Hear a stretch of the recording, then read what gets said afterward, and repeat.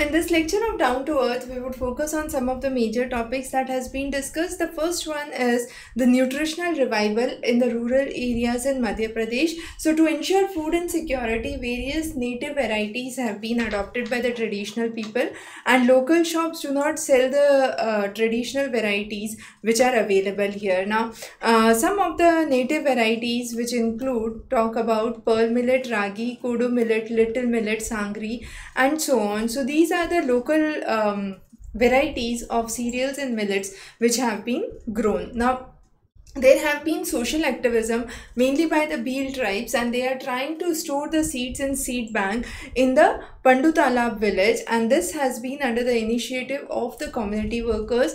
Along with applying with the forest rights and forest conservation, they have tried to secure these seeds and make sure that the native seeds have been moving through generations and generations, right? The next is, in the forest areas, the most important thing is there is lack of accessibility to the towns and the markets, and therefore the residents who are actually having these native weeds or the native varieties are not able to find a platform where they can sell these in a more specific way.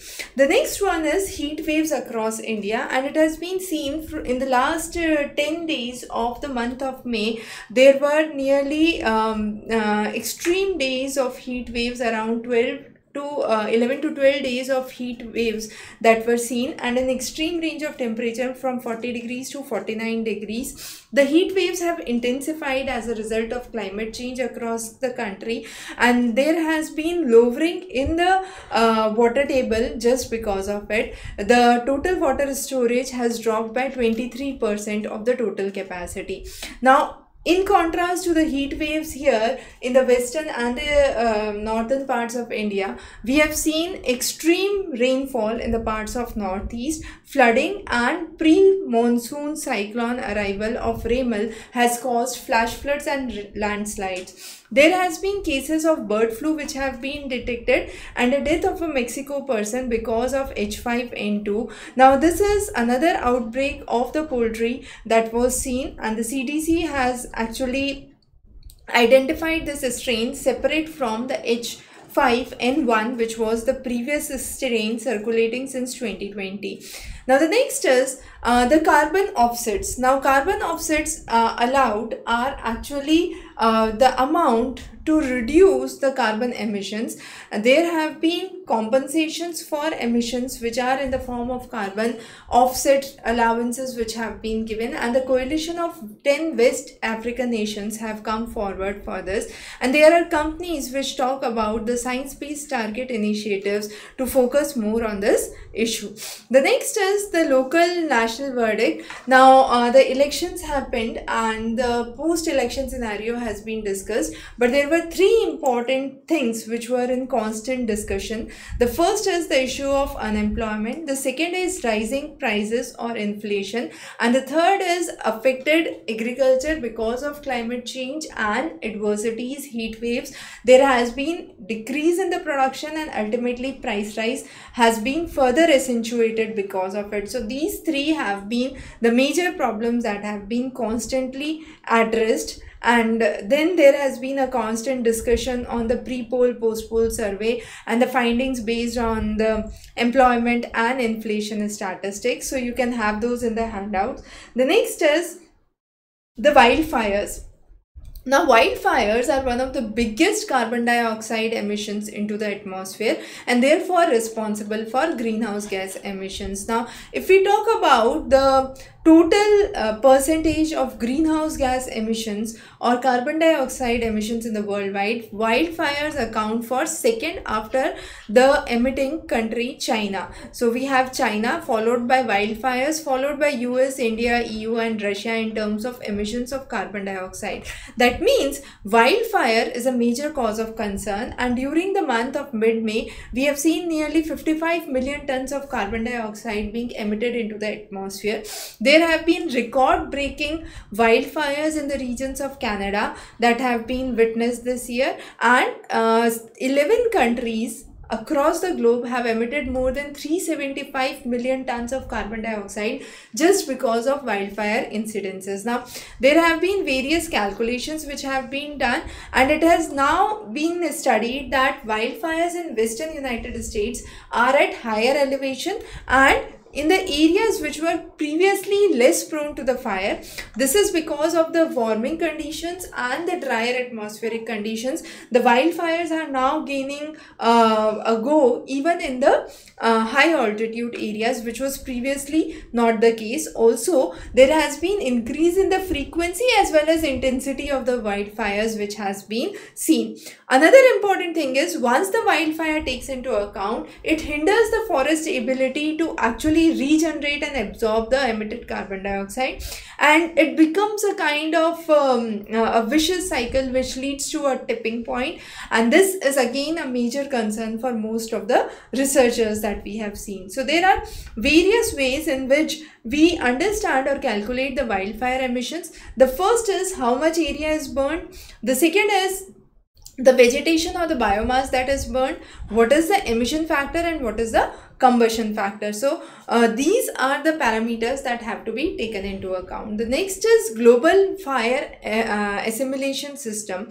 Now this actually operates with a different methodology. So it talks about the fire radiative power, which measures the amount of radiant heat that is emitted by the fires, and it is detected by the satellite data in megawatts. Now once this is done, we can understand the anomalies which are seen, and applying this emission factor, we can find out the amount of emissions into the atmosphere. So applying this radiative power as one of the factors, we can identify the amount of total emissions into the atmosphere. But one of the most important challenges, how do we actually detect that there is a fire or there would be a fire? Now, if there is a cloud cover, the satellite data accuracy would be hindered, and therefore we need to have refined tools actually to understand and monitor the Earth's surface at regular intervals. So NASA's Terra and Aqua satellites actually scan the Earth at a regular interval with moderate resolution imaging spectroradiometers, and this helps in understanding the real position on the ground, and it passes through India at 10 a.m. and 1 p.m. on a daily basis. Now once the climate change intensifies, we are caught in the loop. Now this loop is higher greenhouse gas emissions, which lead to further higher climate change, changes in the rainfall pattern. Some areas would witness extreme flood conditions, the other would witness extreme heat waves, some would have strong winds, lightning conditions, higher temperatures. So all these variabilities affect the atmospheric phenomena, and in one of the lectures we have also discussed about jet streams being affected, and this ultimately affecting the aircraft mobility in the upper atmosphere. The next is the biennial report. Now this biennial report talks about the climate change and the emissions from the forest fire, which constitute only 1 to 1.5% of the total emissions from India, total emissions from world. The India's proportion is 1 to 1.5%, but India has nearly 2% of the forest area. So we need to focus on the susceptibility, specifically in the areas of Himachal Pradesh, Uttarakhand, and finding out preventive approaches on the go would be a better approach, as has been done by the Terra and the Aqua satellites, through the use of Terra and the Aqua satellites by NASA. Now, what are the challenges are again important. We need to understand the accuracy, the consistency, how wildfire affects the public health, what is the right way to promote collaboration and data sharing. The next is betel leaves. Now betel leaves is an important topic which has been covered in Down to Earth, and this offers numerous health benefits. Now betel leaves, if combined with tobacco, it can be considered as harmful, but in itself betel leaves actually help in digestion. It is given for numerous digestive purposes. It is also given for strong bones, so has a huge amount of calcium, and this was introduced in India with tobacco after the Portuguese invaders came into India. But this is being known by various names in various parts of India. For example, in Kannada, it is known as Tambula. In Manipuri, it is known as Kwa, and so on and so forth. So you have the list of names that is given here. Now, as I said, it has numerous medicinal properties.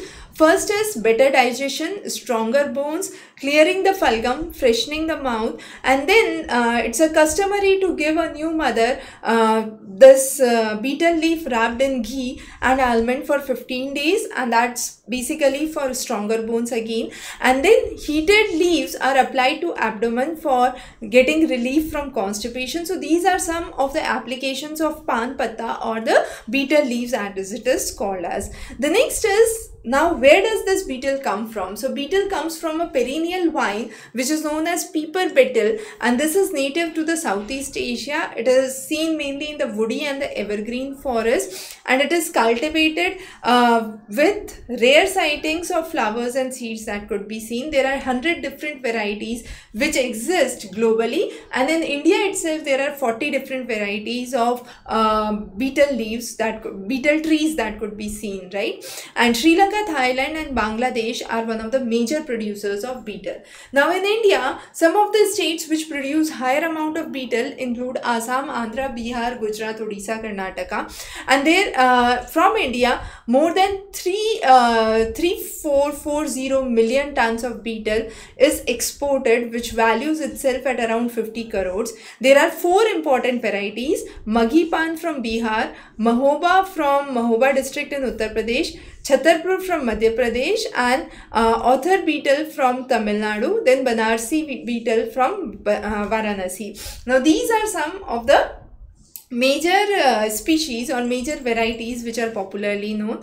If there has been an extreme cold, it leads to the destruction of the mahoba, and therefore it has been at a risk. Now the next important topic that we see is the next pandemic. There have been various species that have grown rapidly with climate change, and they have a capability to infect the host species. Now it is believed that there would be a total decline in the wheat production by 2050, and that would be 13% decline because of the wheat blast disease. Some of the regions which would be worst affected by wheat blast disease would be the areas which are prone to climate change.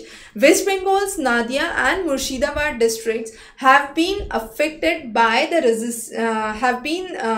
affected significantly, and therefore government is now distributing wheat resistant varieties to the farmers to combat this infestation. There have been numerous other varieties which have been seen. For example, mott fungus, which is complex both physiologically and genetically, has been identified. Now, where does this wheat blast thrive? It can thrive on other plants and crops, and even with crop rotation, it can remain there for a prolonged period. There have been implementation issues with bringing in alternate resistant variety, and there has been a severe outbreak which was witnessed in the regions of Zambia. The plant pandemics have been affecting the crops at the worst. For example, cassava, which offers the solution for insecurity in Africa, has been affected by brown streak disease. Similarly, there has been Fusarium wilt, which has seen in the banana varieties. Nearly 1,000 banana varieties have been affected because of it. In the Bengal famine, we had seen brown spot disease, which was seen in rice, and it contributed to death of nearly 2 million people. There were nearly 4 lakh coffee workers who lost their jobs in Central America in 2021, and they were forced to migrate due to coffee leaf rust disease, which affected the plantation and finally the income and the job opportunities for the workers in Central America. So these are some of the excuse me, reasons which have been cited for pandemic in the future go. Now, coffee leaf rust, as we have been talking about, is a rust which is caused by fungus Hemilia vesteravix, and this has been seen in the coffee growing regions across Asia, America and Africa. It decreases the yield by 35 to 50% and can be controlled only if high amount of fungicides can be used, but still it has a very high incidence rate. The incidence rate is around 35% as reported in 2020. 2023, and this surge was seen specifically in Ethiopia, which is one of the largest coffee producers in Africa, which got worst affected last year. And there were significant reports which have been seen even from the regions of Mexico, Brazil and Guatemala. 50% decrease in the coffee production was seen because a lot of crop was destroyed. Again, soya bean has been worst affected by rust disease. Wheat blotch is another important disease which affects the wheat plants. So these diseases are again caused by fungi. The name of the fungi have been given here for both the diseases. Important for your next prelims. So keep this in mind. Now again, there have been extreme weather events which have been affecting or bringing in persistent damage to the plant diseases. The Hurricane Eva in 2004 is one of the examples which facilitated the movement of the soybean rust from the regions of Brazil to United States, and now it has spread extensively in the regions of United States. So managing these is important to avoid any future risk. So open wheat blast actually shares the genomic information, and the concerns regarding the wheat blast have been identified. The International Maize and Wheat Improvement Center in Mexico has been established to identify the wheat disease at an early warning system and have better knowledge capabilities to avoid the pathogens infesting the crops and checking that at the very first go. The next is the WIPO treaty, which talks about genetic resources, will override the safeguards in India which talk about the patents, right? So it would prevent the issuance of bad patents, and this agreement has been developed for 25 years, and the treaty basically focuses on intellectual property, genetic resources and traditional knowledge, and has nearly 193 members which are part of it. So the combined proposition comes into line and is important. There are other intellectual property laws, which is the American Intellectual Property Law, the Intellectual Property Owners Association and pharma manufacturers. All of them have definite corporate interest. They do have the individual and protected interest, but still setting up an intergovernmental committee is required, and WIPO has established this intergovernmental committee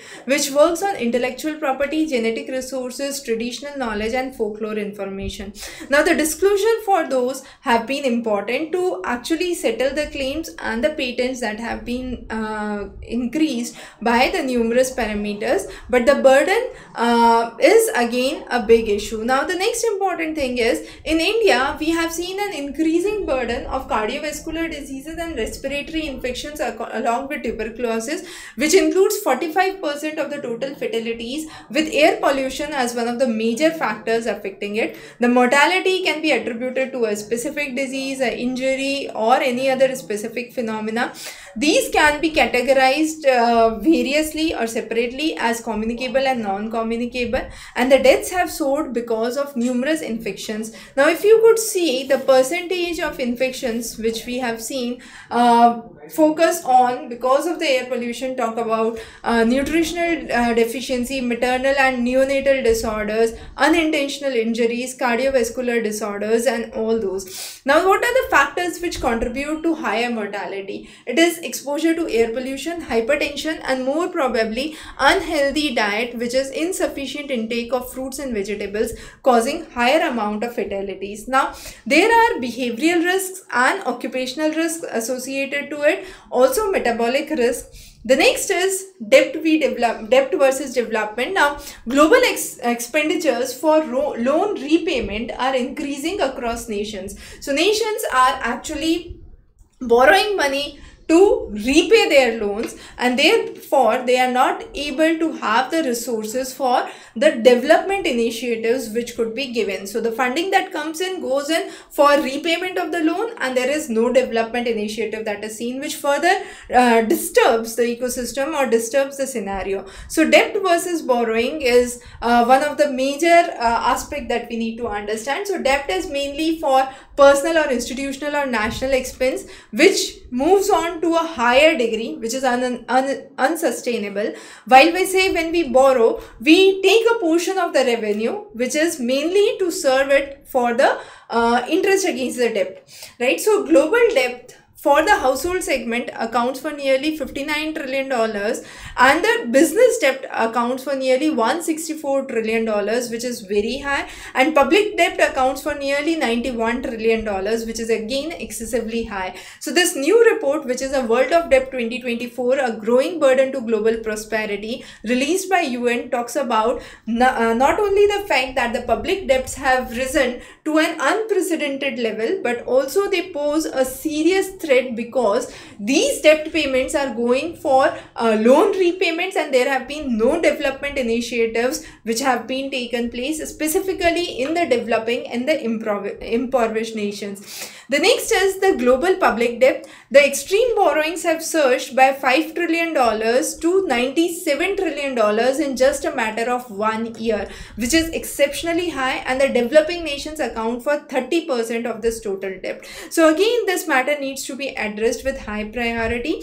27 of the African nations allocate 10% of their expenditure to serving the debt interest, and that is a huge amount that has been seen. Now this has impacted the development. We have seen the aids have declined in the last 2 years. The concessional loans have increased, replacing the aids. The loans account to 28% of the aid to developing countries, and there has been a significant amount of debt risen globally, both for personal and public reasons, which have been seen. Now, some of the other important news that we have seen is from the Papua New Guinea, and there has been a collapse of the mountain. There have been numerous workers which were stuck under it.